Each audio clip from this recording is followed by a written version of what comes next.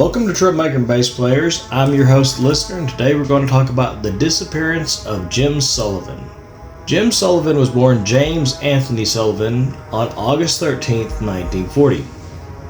Sullivan grew up in the Linda Vista area of San Diego, California, where his Irish parents had moved from Nebraska to work in the defense industry. Keep in mind this is around the time of World War II. According to his self-written liner notes on his first LP, he grew up in a government housing project and decided to play music after listening to the local blues groups. He married and played guitar in a local rock band, The Survivors, with his sister-in-law, Kathy Doran. He and a friend bought a bar near the college, but it lost money, and in 1968 he moved with his wife Barbara to Los Angeles. Sullivan's friends included the likes of Lee Majors and Harry Dean Stanton. So what happened to him? Sullivan left Los Angeles on March 4, 1975, to drive to Nashville alone in his Volkswagen Beetle. The next day, after being cautioned by a highway patrol officer regarding his driving into the La Mesa Motel in Santa Rosa, New Mexico. Later reports suggest he did not sleep there and left his key inside the room,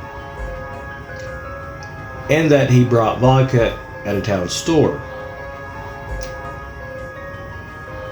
He was seen on the following day about 26 miles away at a remote ranch owned by the Giminotti family. His car was later found abandoned at the ranch, and he was reportedly seen walking away from it. The car contained Sullivan's money, papers, guitar, clothes, and a box of his unsold records.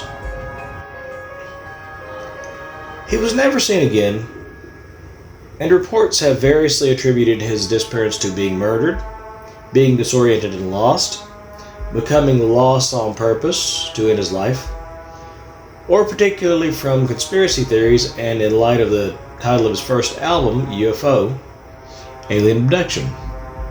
Search parties failed to find any trace of him.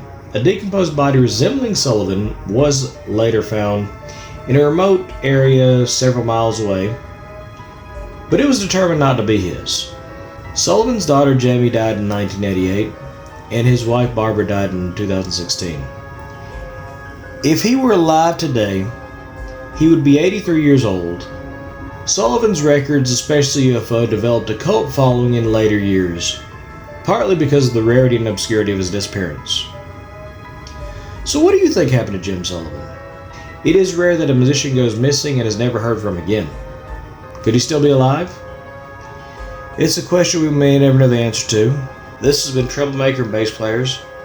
I'm your host, Listener. Thank you for listening.